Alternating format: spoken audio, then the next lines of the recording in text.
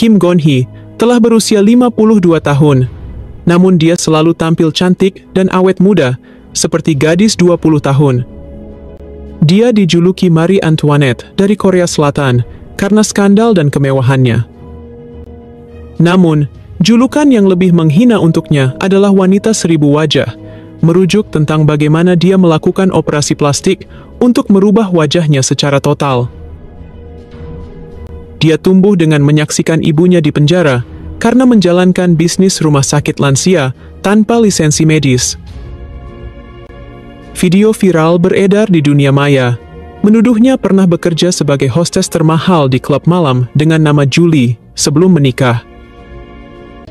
Pakar politik menjuluki ibu negara sebagai bom waktu untuk suaminya, Presiden Yoon. Mereka menuding bahwa Kim akan menjadi alasan jatuhnya reputasi mantan jaksa agung tersebut. Berikut adalah kontroversi lengkap Kim Gon-hee, ibu negara Korea Selatan. Dia terlahir dengan nama Kim Myung-sin pada tanggal 2 September tahun 1972. Identitas ayahnya tidak diketahui dan telah meninggal ketika Kim masih di sekolah menengah. Ibunya adalah Choi Eun-son yang diadili atas tuduhan mengoperasikan rumah sakit perawatan lansia tanpa lisensi medis. Kim muda menyaksikan bagaimana ibunya dipenjara atas kasus ini pada tahun 2013 sampai 2015.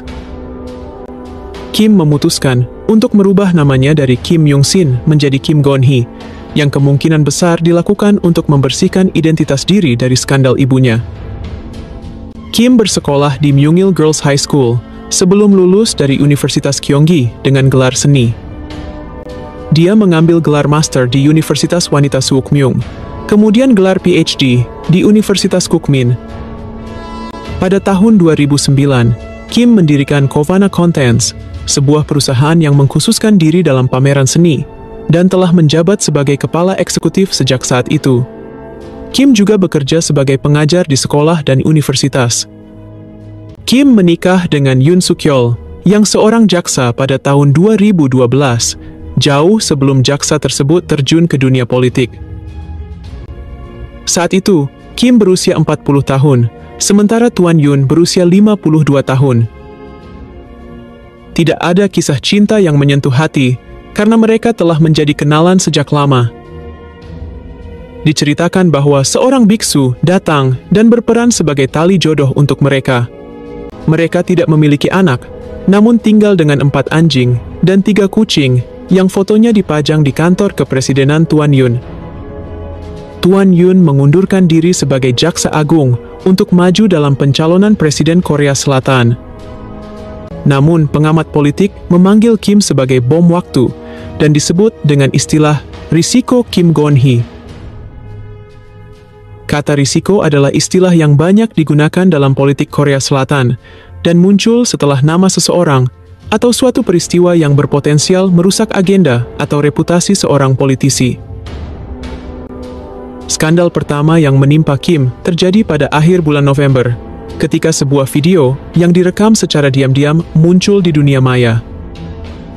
Video itu memperlihatkan Kim menerima tas kulit anak sapi berwarna biru dari seorang pendeta Korea Amerika, Choi Jae-young. "Mengapa Anda terus membawa ini?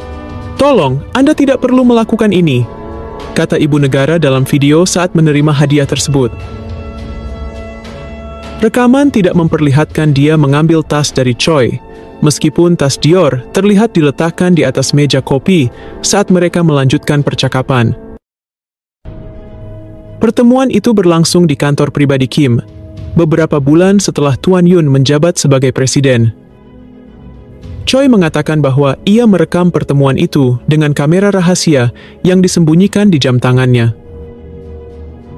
Undang-undang anti korupsi Korea Selatan melarang pejabat publik dan pasangan mereka untuk menerima hadiah senilai lebih dari $750. Dengan tampak tidak menolak hadiah tersebut, Kim memberi amunisi kepada para kritikus yang telah lama menuduhnya menggunakan jabatannya untuk keuntungan pribadi. Tuan Yoon segera menanggapi tuduhan tersebut secara terbuka dengan mengklaim bahwa perilisan video itu dirancang untuk mempengaruhi pemungutan suara pada bulan April. Sebagai mantan jaksa yang berjanji akan memerangi korupsi, Tuan Yun berhasil menjadi presiden ke-13 Korea Selatan, membuat Kim resmi menjadi ibu negara.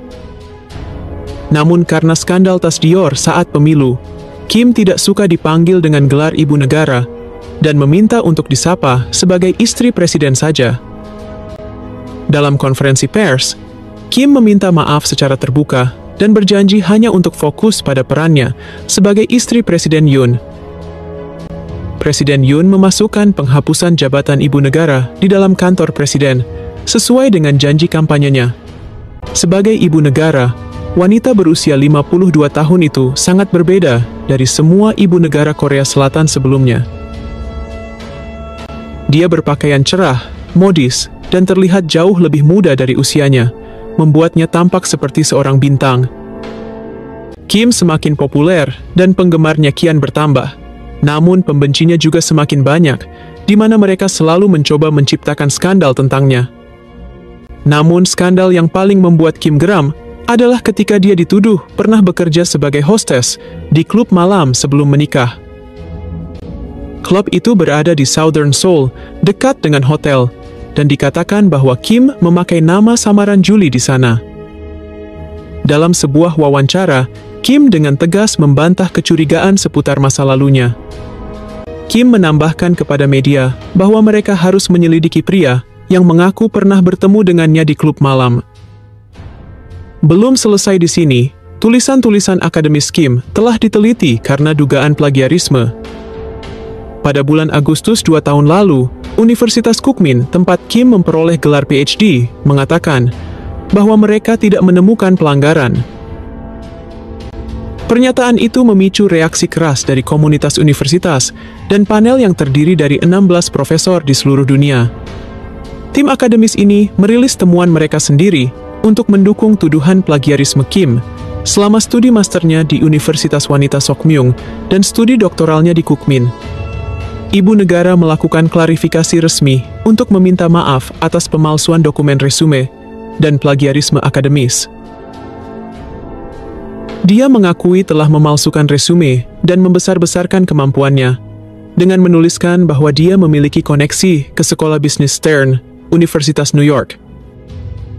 Kim telah mengirimkan dokumen resume palsu yang dia kirim ke 2 universitas lokal untuk melamar kerja, agar bisa mengajar di sana. Media juga memberitakan bahwa Kim diduga tidak membayar pajak. Dia juga telah diselidiki karena menerima suap untuk menyelenggarakan pameran seni.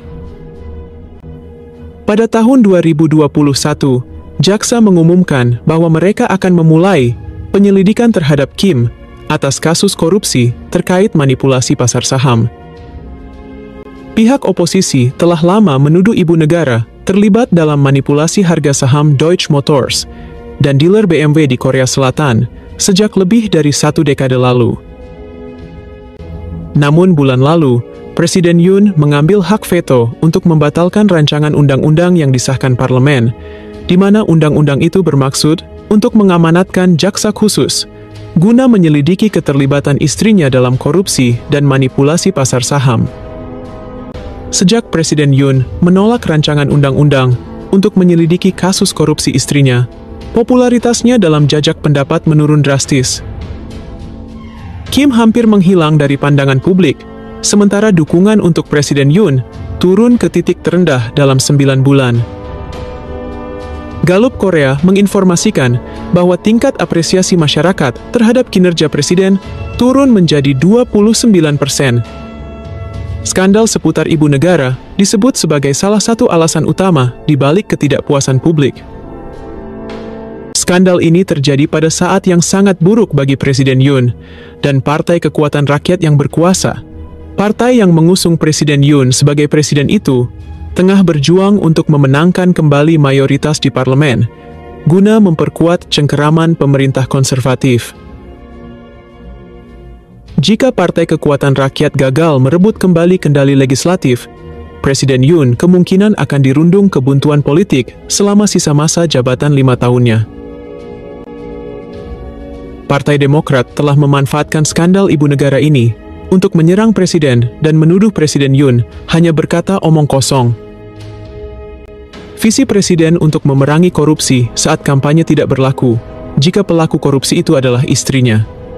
Kecaman publik yang meningkat telah menyebabkan keretakan antara Presiden Yoon dan anggota senior partai.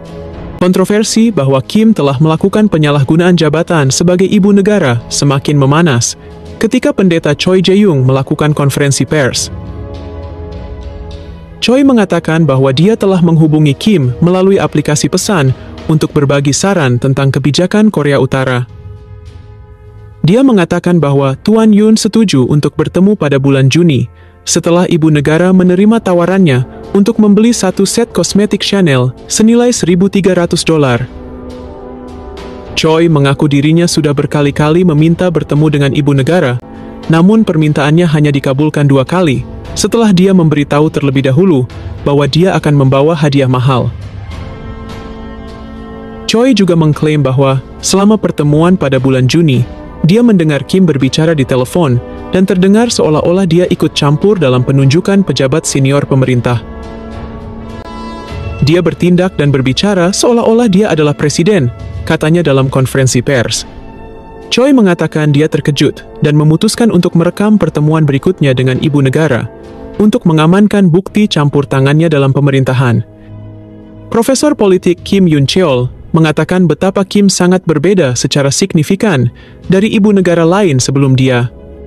Selain itu, favoritisme pemerintahan Presiden Yoon terhadap orang kaya telah mendorong kehidupan masyarakat biasa ke ambang kemiskinan.